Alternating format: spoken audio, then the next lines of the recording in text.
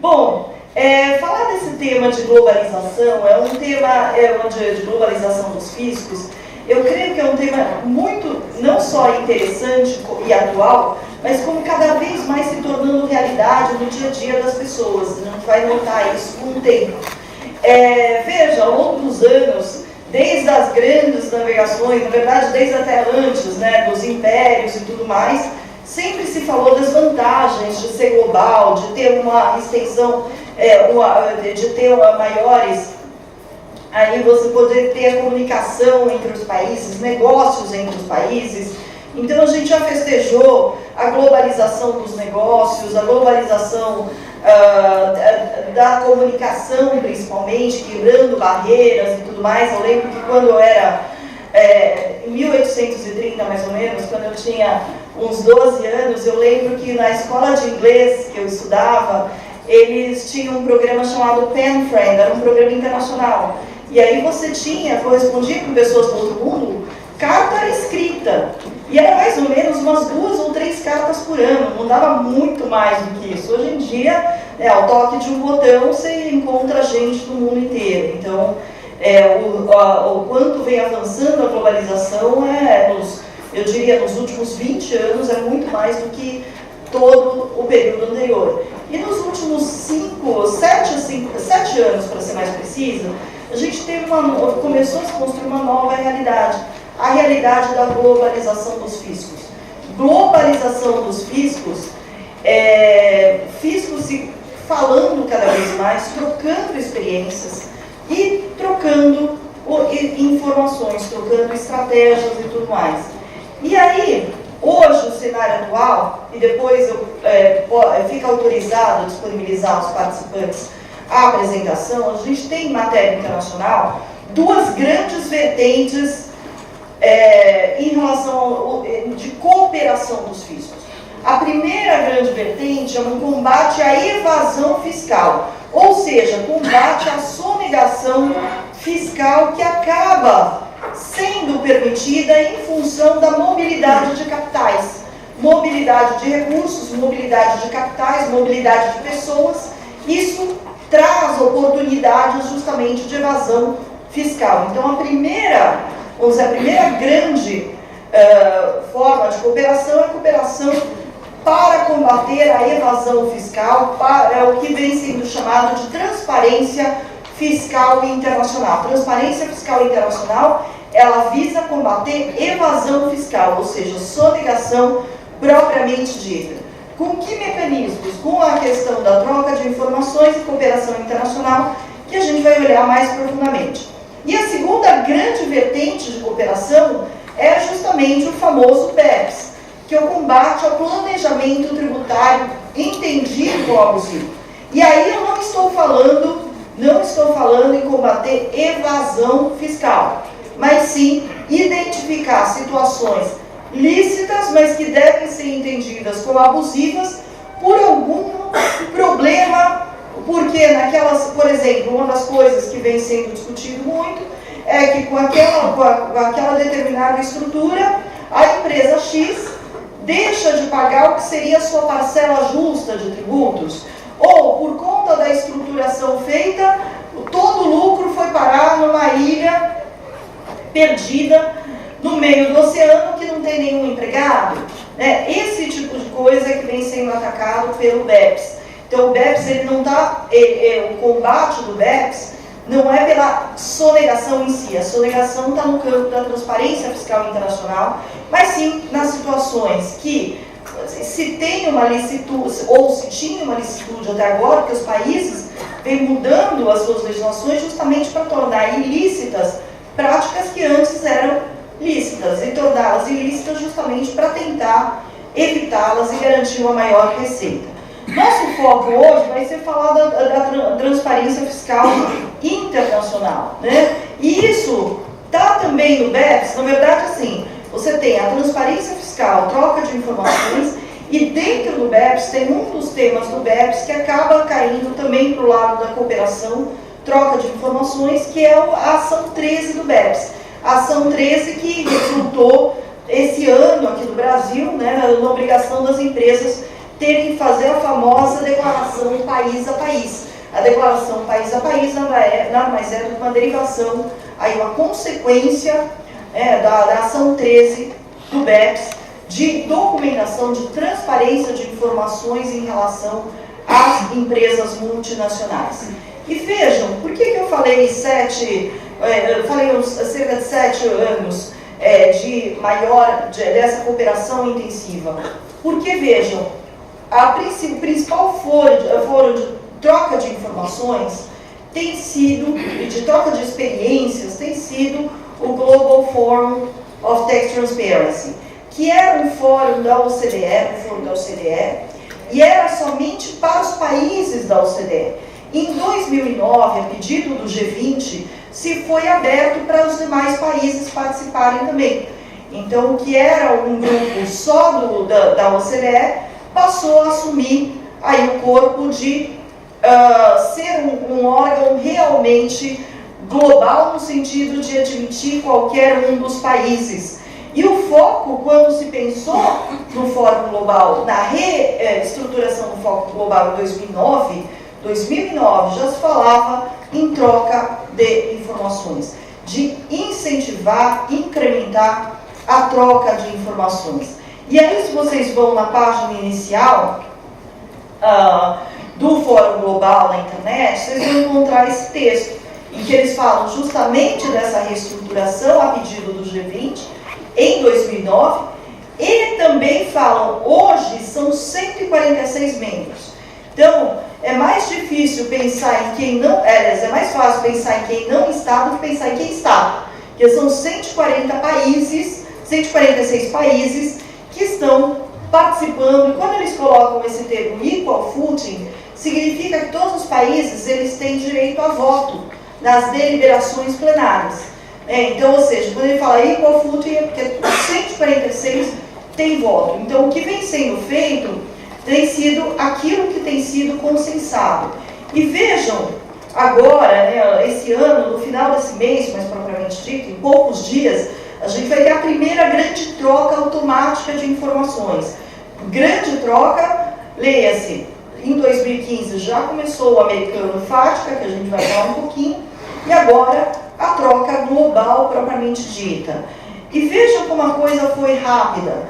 A coisa foi rápida no seguinte sentido: em 2009 a gente teve o pedido do G20 para a expansão, para a reorganização do Global Forum.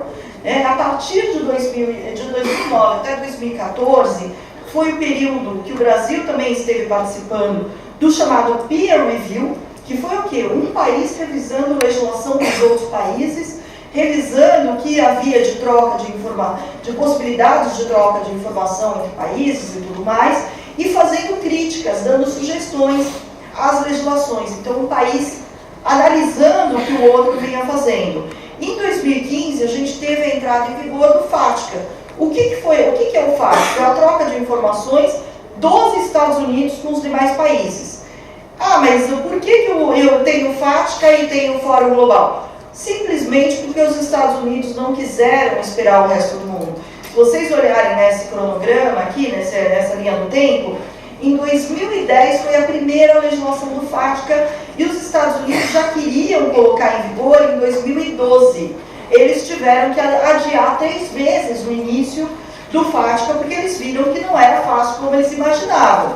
Eles achavam que eles iam determinar uma coisa e todo mundo ia obedecer. E de repente eles viram que não, eles tiveram que negociar com cada país que está dentro do FATCA. E isso demorou mais tempo, né? Então, na verdade, foi uma questão de pressa. 2014, a gente teve a aprovação da metodologia para a troca de informações, o famoso CRS, Common Reporting Standards. Qual seria o padrão mínimo de troca de informações? Agora, em setembro desse ano, a gente tem a primeira troca global, envolvendo 49 países. O Brasil ainda não vai trocar informação neste ano, e a partir do ano que vem, aos 49 se adicionam 53, inclusive o Brasil. Então é um sistema, e além dessa troca de informação, essa troca automática mundial, é uma troca de informação financeira. A gente também vai ter uma série de outras informações sendo trocadas, né? que é justamente dos chamados rulings, né, dos regimes especiais, especialmente na Europa, que é uma prática muito comum, e a própria declaração país a país serviu para isso. E aí, no site da OCDE, vocês encontram qual é a lista dos 49, qual a lista dos 53. Um ponto importante: quem acha que está seguro em paraíso fiscal, que não vai ser informado, olhem a lista. Grande parte dos paraísos fiscais mais usados por brasileiros estão na lista. Está na lista. Como eu falei, é difícil você pensar onde colocar o dinheiro que não seja sujeito a essa troca de informações, né? Então, realmente é uma troca bem efetiva. E notem o seguinte: o Brasil é parte do chamado Steering Group, grupo de estratégia do Fórum Global. Né? O Brasil tem tido uma participação ativa e ele tem assento nesse Steering Group. Então, 146 países são esses países que fazem parte do grupo de estratégia.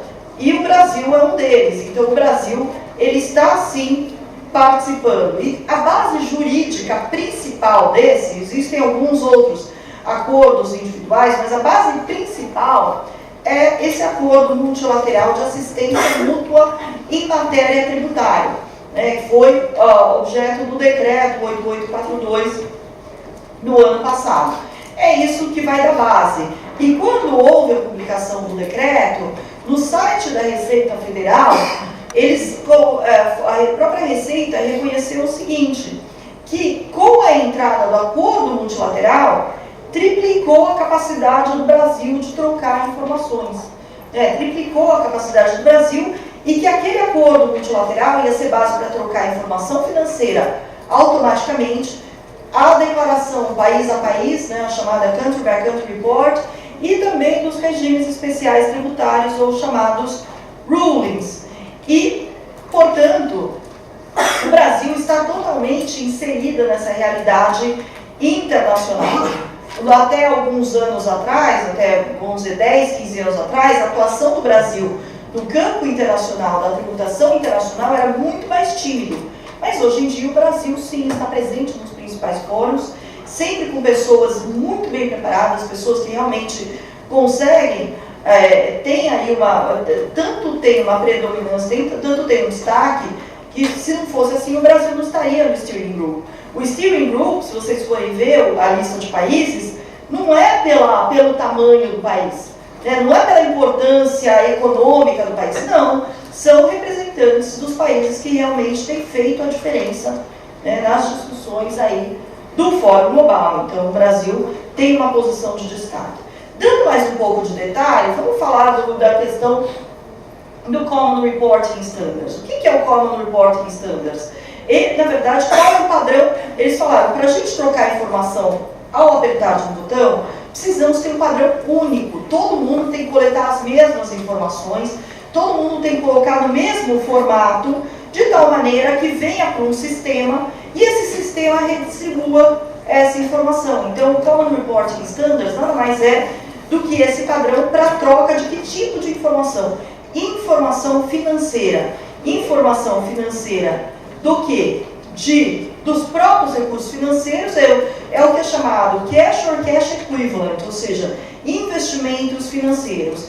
E aí uma coisa interessante que é diferente um pouco do Brasil, é que fora do Brasil, produtos de seguros muitas vezes são poupança, são aplicações financeiras. Então, por isso que vocês encontram, dentre os ativos passíveis de serem reportados, os contratos de seguro. Outra coisa, não adianta abrir a conta na Suíça, a conta em Mônaco, com passaporte italiano, achando que vai se livrar do fisco de algum país, não. Por quê? Porque, na verdade, eles têm vários critérios dentro do CRS de seleção de pessoas. E uma das coisas que vem sendo aí muito forte é justamente essa identificação de quem é quem, porque se o brasileiro, que pode ter passaporte português, espanhol, italiano, mais frequentemente, imagina na Europa. Na Europa, você nasceu num país, está trabalhando no outro, mas tem investimento num terceiro.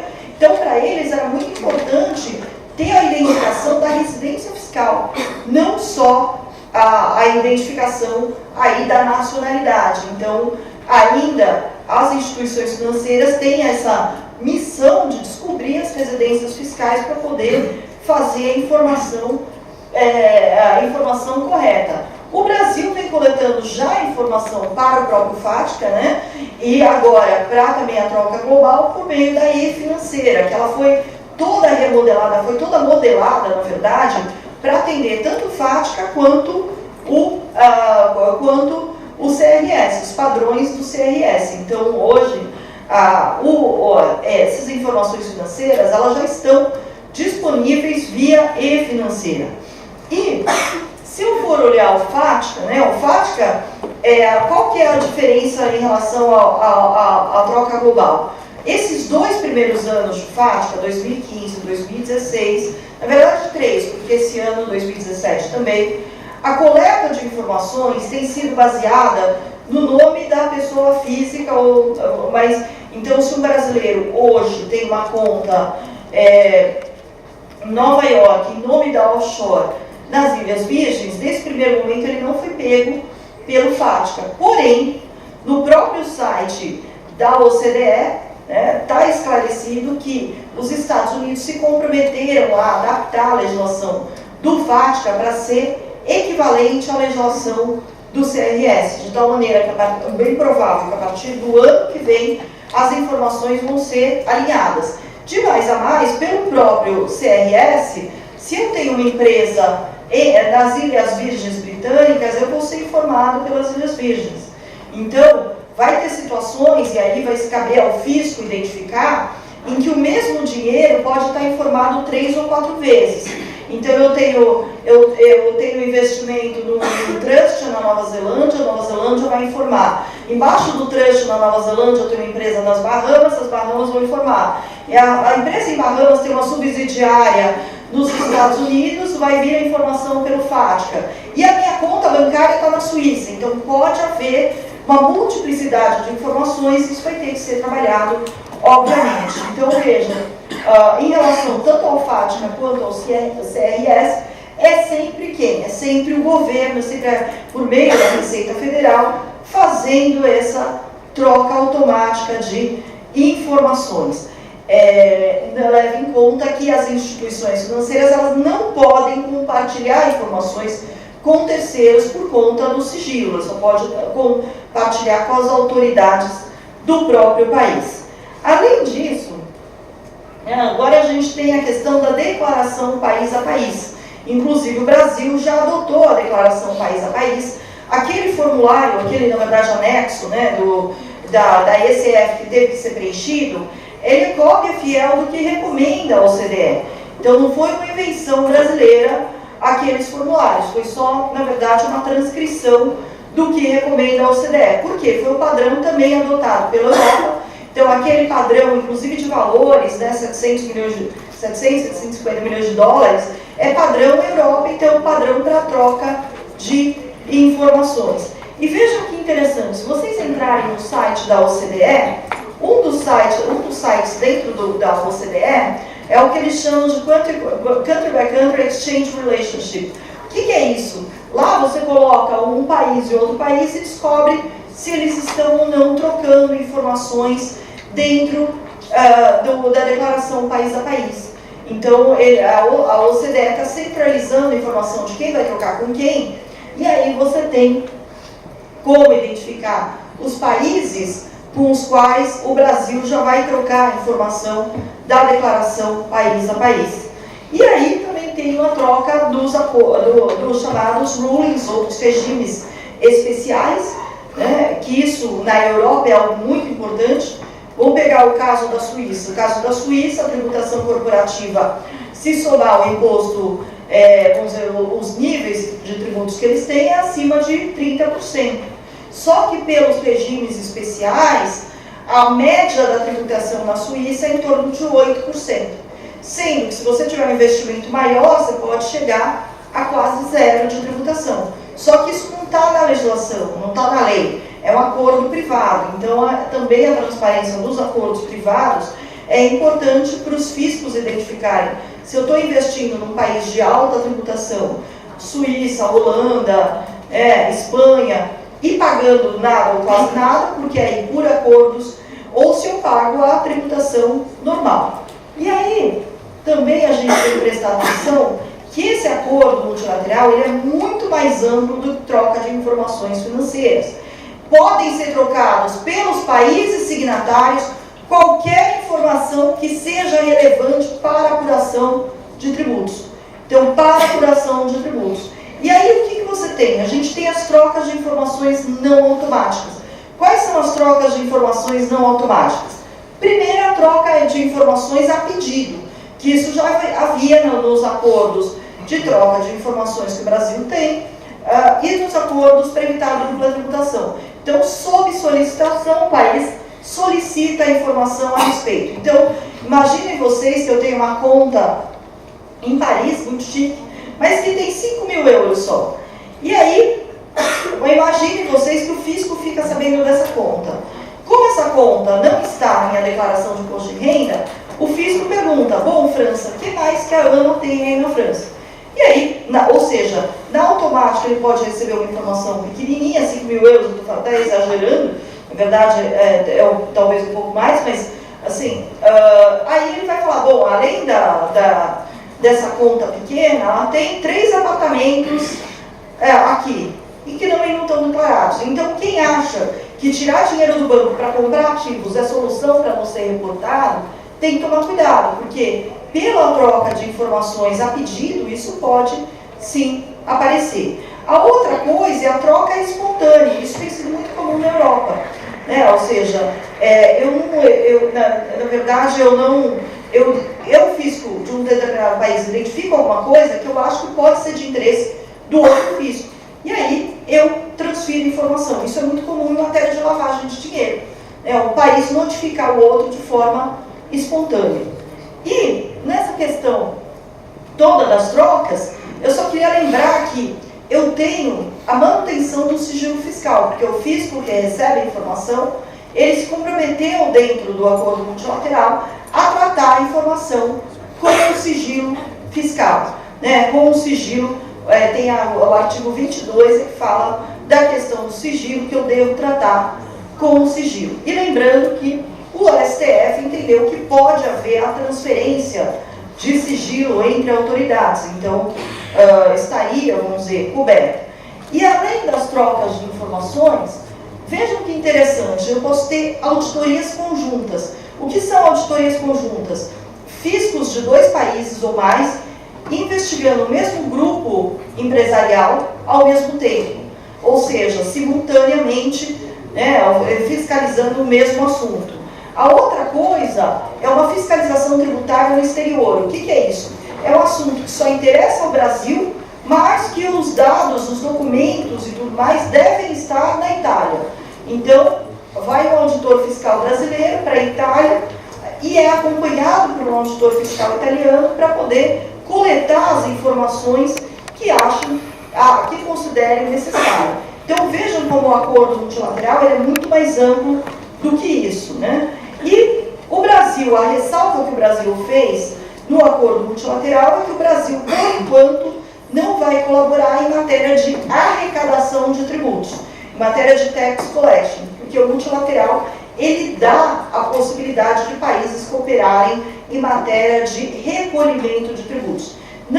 Ainda foi feita a reserva, a maioria dos países tem essa reserva, mas para o futuro é bem provável que isso venha a ocorrer. E só para finalizar, um sumário aí, né, dos tipos de trocas aí de informações que se tem, né, você tem os tratados para evitar a dupla tributação, que é basicamente a troca sob demanda, os tratados bilaterais para troca de informações, como é o caso dos Estados Unidos, aí eu posso ter sob demanda ou automático, que é o caso do FATCA, e o acordo multilateral para cooperação, troca de informações e assistência em matéria tributária, ele inclui a troca de informações sob demanda, a troca automática de informações, cooperação para fiscalização. Então, ou seja, ele é muito mais abrangente do que qualquer outro acordo precedente em matéria aí de cooperação fiscal internacional. Então, vejam bem, não é uma questão mais de se o fisco descobrir, mas quando. Não tem mais onde se esconder. Muito obrigada aí pela